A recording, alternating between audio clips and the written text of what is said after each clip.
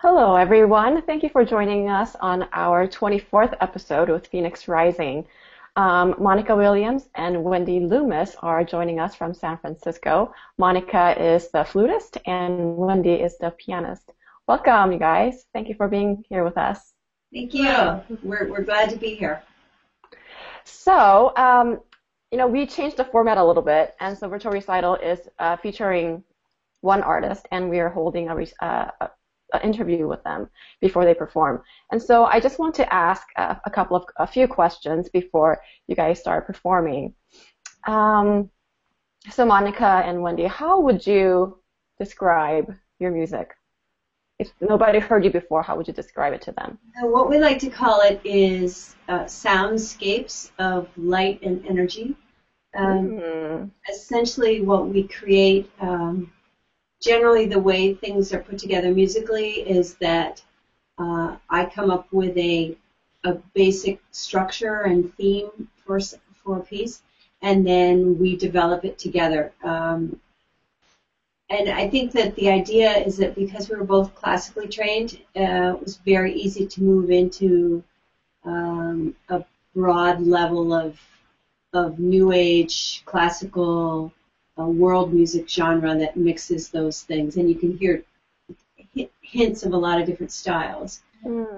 So would you, in terms of genre, would you call your music crossover music, or do you have a genre that I think most people classify it as new age, but I think new age sometimes implies very few notes. So some of it, I would say, goes there. But then there's a lot of world influences because Monica has an amazing collection of flutes from around the world, and I've traveled a good deal around the world, so there's a lot of other hints of things. But generally, if somebody has to put you in a category, it's usually put into the new age category. Sometimes light jazz too. Very cool. So you guys are based in San Francisco, and you guys have been performing together for years. So how did you find your niche in the beginning and an audience to perform for?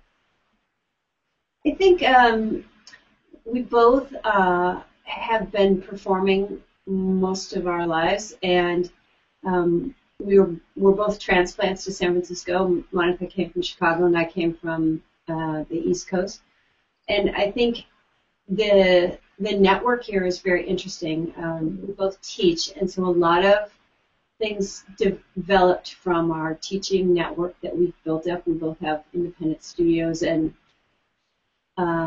so I think a lot of things got built up from there.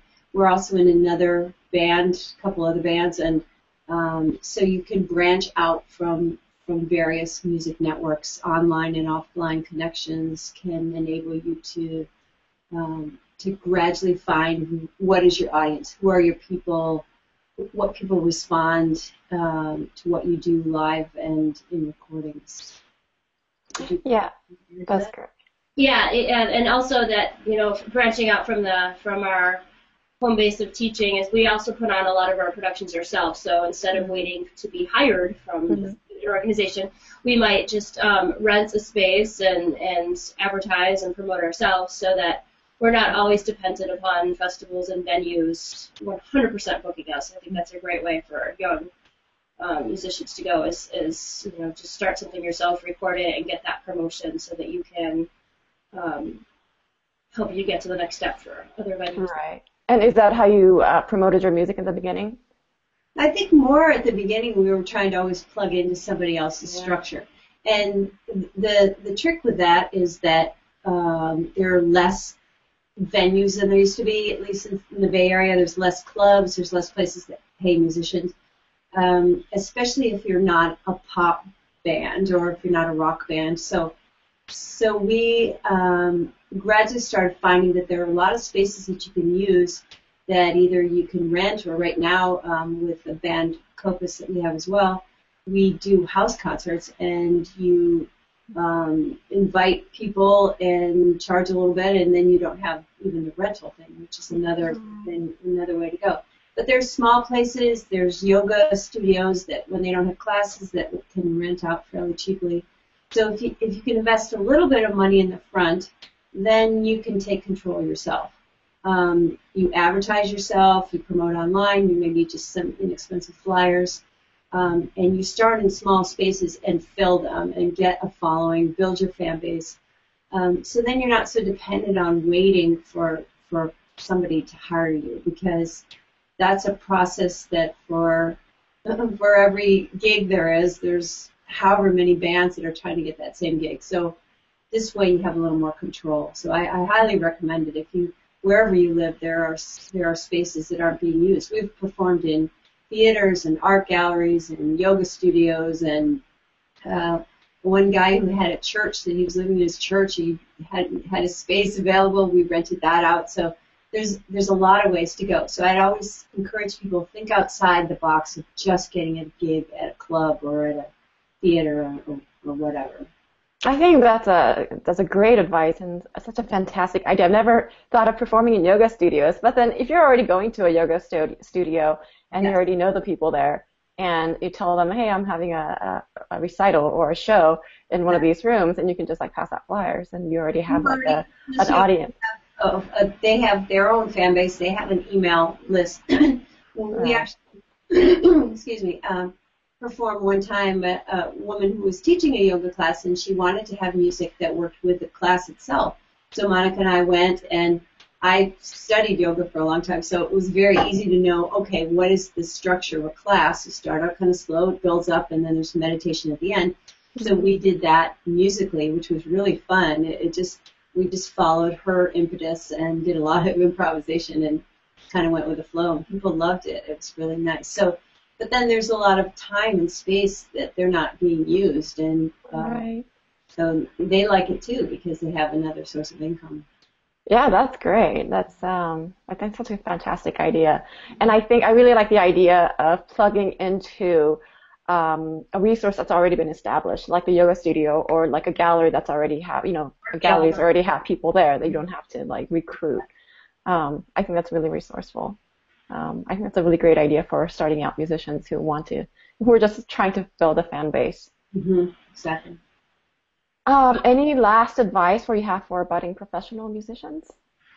I think there's so many resources online. I mean, this is the great development of online things in the last years, is that you can find so many people. You can find, we've used lately Meetup, which is great you can be very specific about what you're looking for. Mm-hmm. Obviously Craigslist and all the musical things online. Networking, blogging, building your Facebook pages, all those things are really valuable because you start to get a clientele that's specifically interested in what you do. Right. Well, thank you so much. That was some really valuable information. I'm going to have to bullet point what you said and put that on our page. Okay, great. So without further ado, can we hear you guys play some music? Yes, we'd love to. This first piece is called Guanacos. And it's was inspired by my visit and travel in Chile, where these amazing, gorgeous animals with very large eyes, they look like llamas. They just stare at you when you're out in the desert. So this is a little bit of Latin feel to it. It features the glissando flute, which Monica can tell you a little bit about. Yeah, it's a very rare head joint piece that makes, you can move up and down, so it makes it just slide. This is actually the 45th one that was made. And so when I first got it, I told one day, I called her from the flute convention. I said, I got this amazing thing, and you need to write a piece for it. So it's written a couple pieces for this, and this is one of my favorites at the current moment for this particular flute.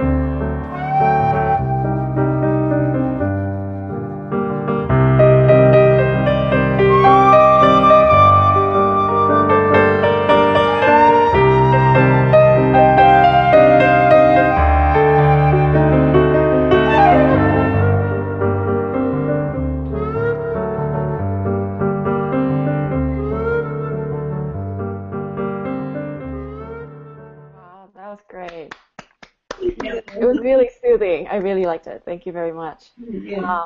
And you can get the CD on your website, right? Correct. Yes, please. Yeah, so it's their website is phoenixrisingmusic.net, and you can learn more about them. And when your next performances, do you have any performances coming up? We do at the New Living Expo in San Mateo, April 27th, I believe. Mm-hmm. All day. It's a Saturday. I think Saturday. it's actually the 26th, but it's a Saturday. And this is a really amazing event. It was always in San Francisco, but now they've expanded into the San Mateo Event Center. And it's all the latest new age products, healing items. And there will be speakers, people like Dick Gregory and Marion Williams and that Oh, very cool. people speaking. So yeah, we'll be performing all on and off all day, which would be great. Oh, that's fantastic. So if you're in the area, please go check them out. Sounds like a great event. I'd like to be there if I could. But thank you so much. What was that? Come on up north. Yeah. Well, thank you so much for performing and for the interview. And we will see the virtual recitalist in a couple more weeks. So Great. thank you very much. I'll see you later. Great. Bye. Yeah.